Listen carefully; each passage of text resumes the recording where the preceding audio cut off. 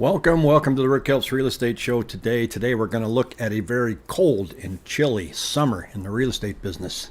We kind of knew this was coming. It's happening a lot faster than we anticipated. And I've got some data I'm going to show with you from the Cromford report. Going to show you a couple of charts. Going to show you where prices are today and help you draw a couple conclusions. First, I want to show you where I even get the numbers when I track my 7-day moving average. And that 7-day moving average looks like this today. And you can see that sales are declining. These are the number of homes going under contract over a 7-day period. These are the number of listings that have come on. I expect this to dip up a little bit by tomorrow after today drops off because last week was a federal holiday. But I get them from, I add up here on the top, new listings and back on the market. And that's what I consider new listings that have come on in the past 7 days. Then when it comes to contracts, I add up under contract backups, there's 852, contingencies, 110, and pending, 1,957.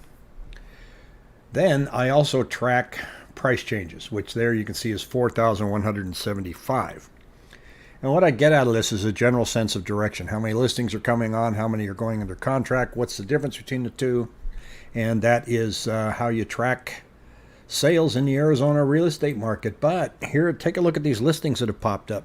I guessed that we were going to have about 2,000 more listings this week, and we came close. We had 11,385 and jumped to 12,777, so about 1,000. So not as fast as I thought it was, but then again, it still went up considerably. Now, one of the things that we're seeing right now in the Arizona market is the fact that listings are climbing at an extraordinary rate and the buyers are sitting it out.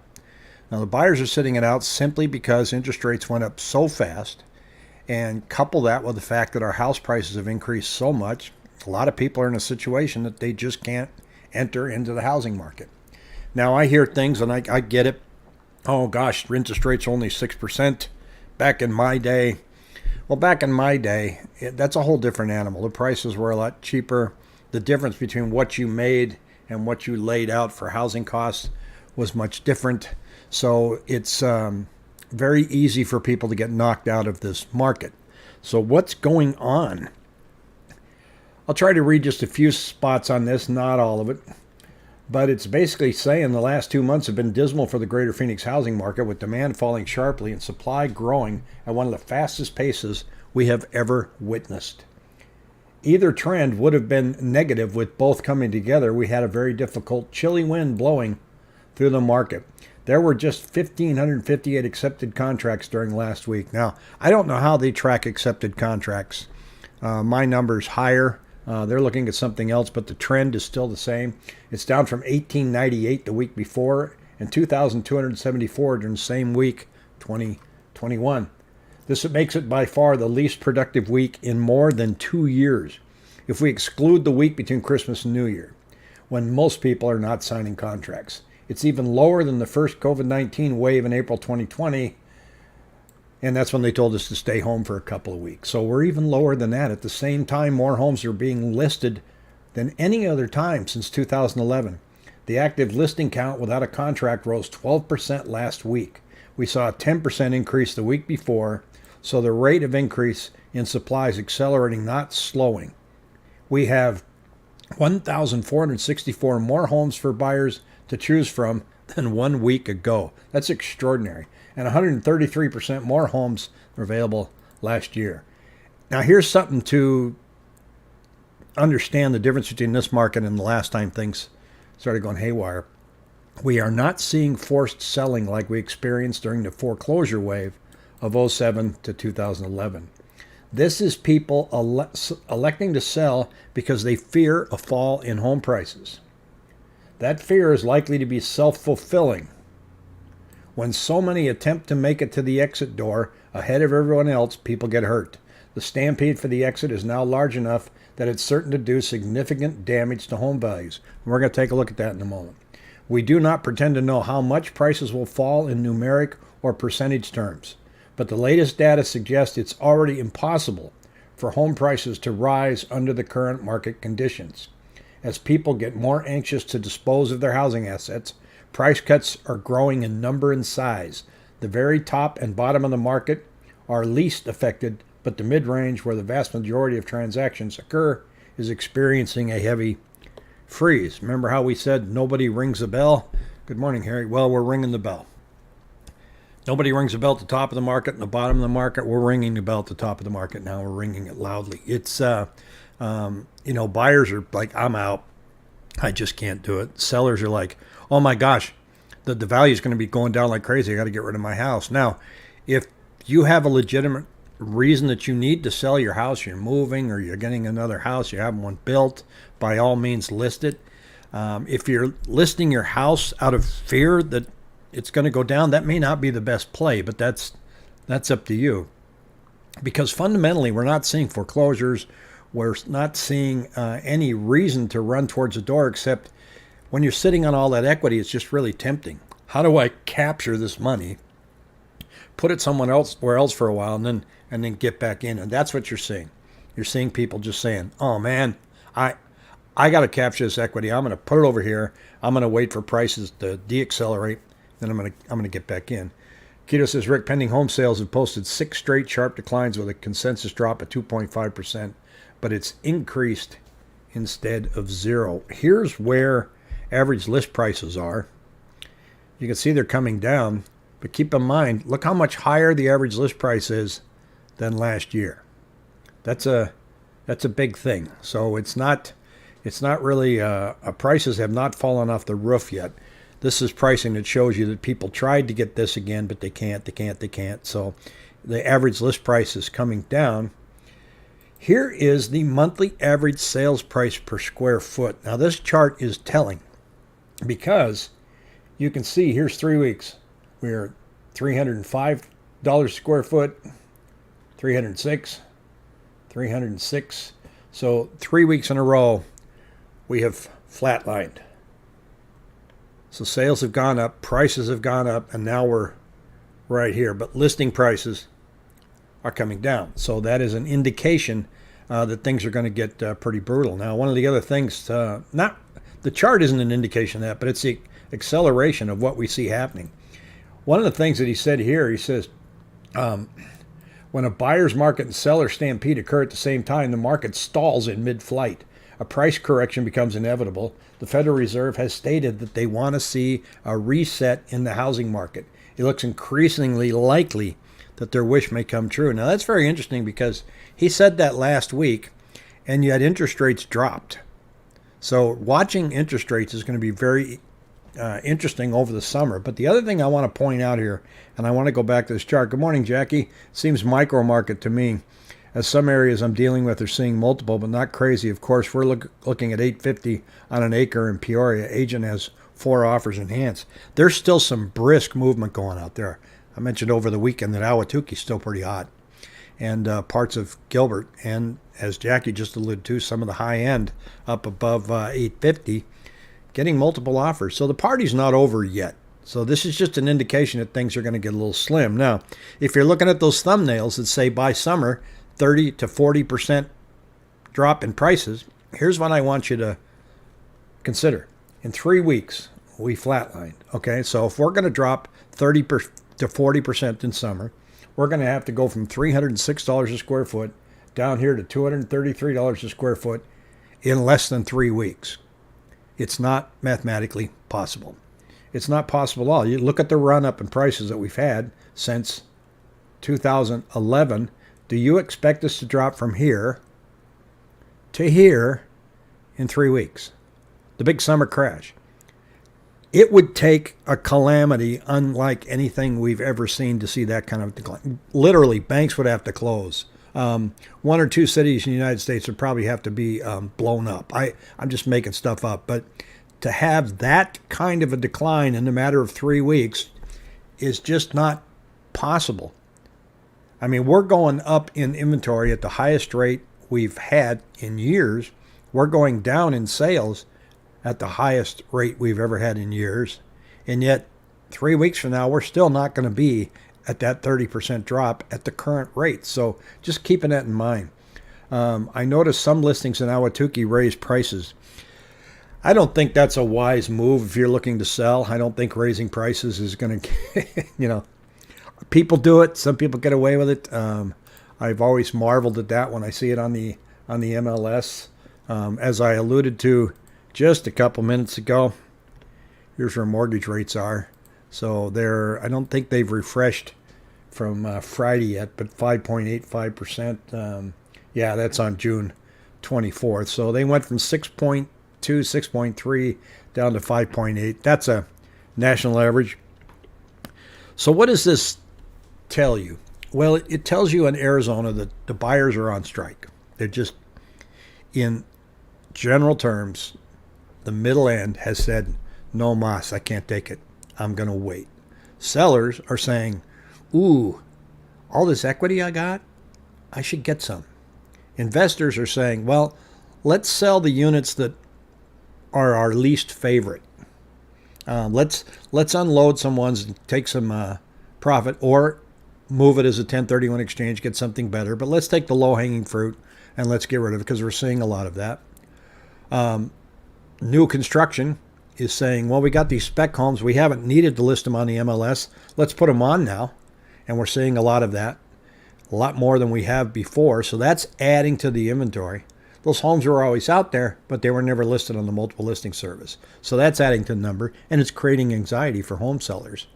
Because when you're looking at the inventory, you're thinking, well, what's my competition? You never really knew how many of those homes were out there in new construction, except you drove by the neighborhood and you saw the new homes. But now that they're being listed and the inventory is climbing and climbing and everybody's talking about it, it puts in a higher sense of urgency.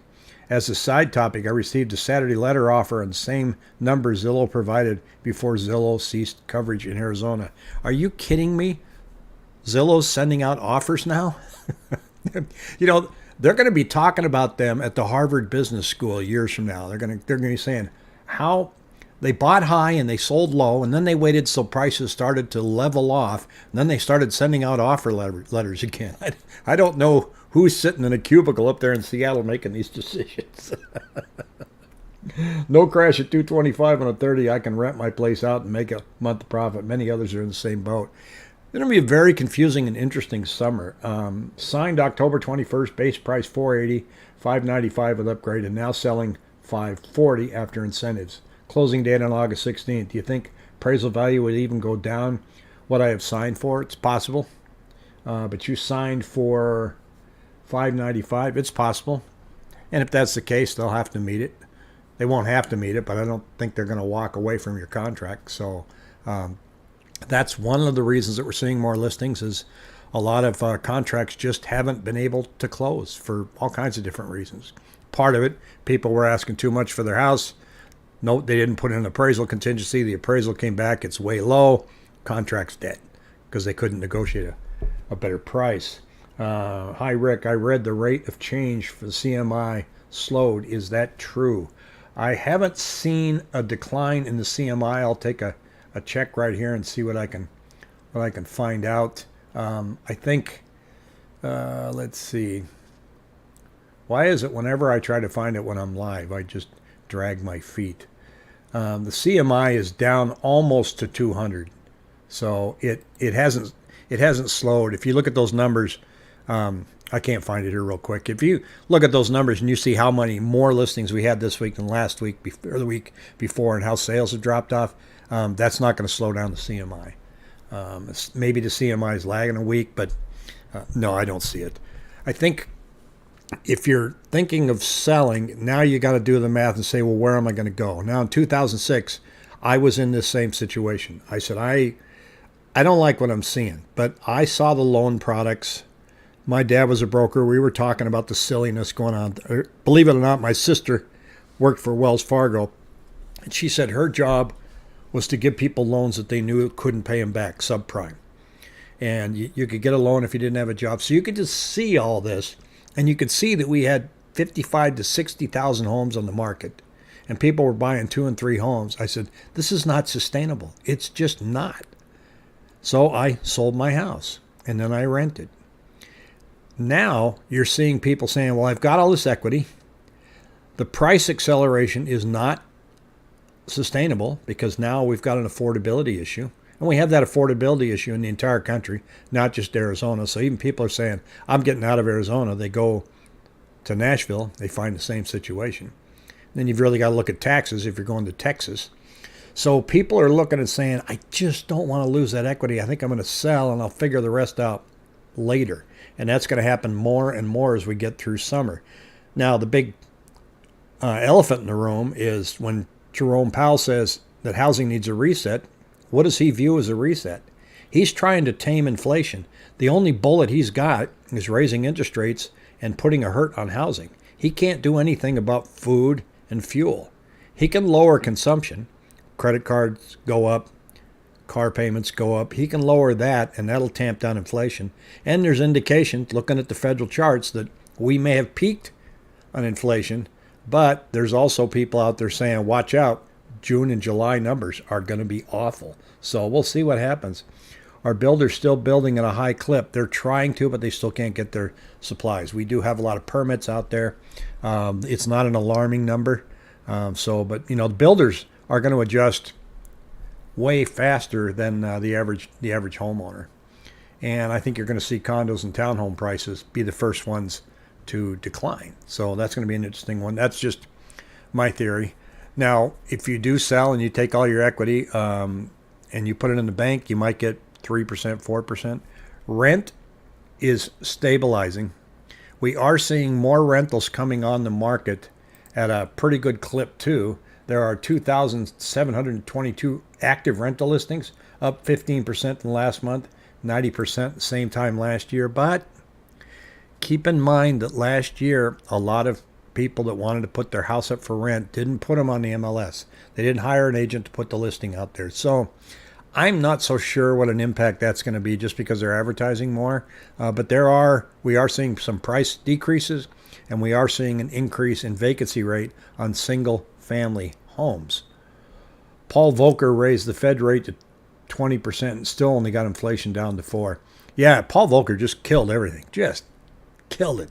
Chopping on a cigar, typing on the computer, and raising rates. He just absolutely killed it. And it took a while.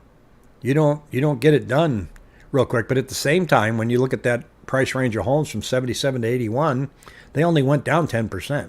So he raised these rates through the roof. We only went down 10. So this talk of going down 30, I don't know. Tell me where it is. It's surprising people aren't staying home with high gas prices. They're still going, as we are going too. I watch these real estate forums on Facebook out of boredom, I guess, but a lot of people this weekend. How's your open house traffic? Oh, it's slow. Oh, it's painfully slow. I've only had 2 groups. I've only had 3 groups. Well, one, it was 107, and it was muggy. We were having thunderstorms, and it's gas is $5.50 a gallon. I'm not even going to set up an open house. It's not worth the pain this time of year. It's June and July, especially the first couple weeks of July, are a tough time to hold an open house. And people don't want to drive around unless they're really desperate and their agent isn't helping them. Some people just don't like an agent. They want to go out, find a house on their own, the open house, and then either work with that agent or call an agent. Go, hey, I went to an open house. I found one I liked. It's very interesting. I've had clients do that a lot. And despite saying, let me know, I'll go with you. We can write an offer. We can figure out what's going on. But that's just the nature of the beast in this industry. So watch these numbers next week. We've got some, I think, unemployment numbers coming out this week. I don't think the inflation numbers are coming out again for another week. And that's going to be interesting. There is, according to the Fed data, they think we may have seen a peak. I know I'm repeating myself, but that's what they think. I don't know. Harry, there are 12-acre lot homes next to me. They look like they're stalled out. All construction stopped. One of the things I caution when you're going out and you're looking at new construction right now and you go into a development that's rather new is be prepared that you might be living next to dirt for a long time, 1 or 2 years. If that development stalls out and they wait, you're living next to dirt. You're living next to something that's maybe partially framed. When I bought down in Spyglass Bay in Chandler, it was a spec home, and the house next door to me was just starting to be built, and we were maybe there were only 2 homes on our street. Fortunately, real estate was going and going and going, but I never had as many flat tires as I did that year because of all the nails that were in the street. And seems the cure for high prices is higher prices. Gas, homes, cars, dinner out, and so on. Yeah, I've heard that saying a lot. The cure for high prices is high prices. Look, real estate prices have to adjust in order to fix affordability, but we don't have to look too far to see that they really didn't adjust in California. I don't know how people do it out there, except in Northern Cal, people get incredibly high wages. So is some of that wage growth going to come out here? Oh, by the way, speaking of wages and growth, I did get a message from one of the gentlemen that works at that Taiwan plant up there, and he said they're working on one of 18 buildings. That complex is going to be absolutely huge. Everything is framed out, and then that's it on new house construction. Yeah, that's not fun. And the other thing is, it's really difficult when you're sitting in a new constructed home, like we just read, where you got a contract for $595, and now they're starting to have a closeout sale. That's tough to take. So when you're in new construction, you got to get in and you got to hang in there for the long haul, because some of these new homes are very, very nice, and I understand the appeal. Even as a legal professional as I am, I would not even think of not working with my real estate agent. They know so much more and have experience, which is necessary. We kind of help you get out of the tough spots is what we do. I like to tell people, we manage you through the minefield of regulations. Is our number of listings actually higher than what we see on the MLS, since the new builds post the model homes on MLS, but that doesn't account for how many lots they can build? That is true. The number of listings is considerably higher. The lots that they have, number of permits, the only thing that shows up on the MLS is what has been entered. So there are more homes available in that. But keep in mind that that's always kind of been the case, and the normal amount for homes in this market has been between 27 and 30,000, 27,000, 30,000, and we're rocking at about 12. So we're seeing this rate of increase, but it's still low, folks. And the other thing I noticed too is that in looking at my 7-day moving average, it used to be we'd get 4,000 homes on and 4,000 homes go under contract. Then it got to where we had 85% of the homes that came on went under contract in that same 7-day period. Now that's down to 53%. So that ratio is changing, but that's still saying that over half the homes that are coming on in a week are going under contract. So that's not dismal. It's not dire. So I think there's wiggle room. I really don't see a turnaround this summer. I don't see anything happening this summer that says, rates are going to come down, prices are going to be reignited. I don't see it. I just think it's going to be a chilly summer. And it's welcome. For us real estate agents out here, we're not wishing anybody to lose their equity, but we want to see more choices for buyers. And we're seeing that. Where was the shortage of homes in 2012, 2019? All of a sudden, COVID happens. There's no homes. Doesn't make sense. Well, there's just the shortage of homes came because of the inbound migration of people coming to Arizona. And you can see there's just more jobs, more and more and more jobs coming here. And there wasn't any building taking place. And there wasn't any building taking place for 10 years. And all of a sudden, one of the biggest contributors to the shortage wasn't just the people were moving here, but that the buying age of over 30 increased. The people that were 21 in 2011 were now 31 in 2021. They wanted to buy a house. They wanted to create a household. Wanted to move out either with their apartment with their friends or out of their parents' home and get out there. So there was a wave of people that created the shortage. So I hope that helps explain that a little bit. Arizona's a destination right now. Sorry, prices are not going to drop. Loans will not get any better either. Fear of missing out will continue to happen. People won't be able to keep up with the inflation. Stay tuned. We'll keep tracking these numbers. Thank you, everybody, for watching. We will see you soon.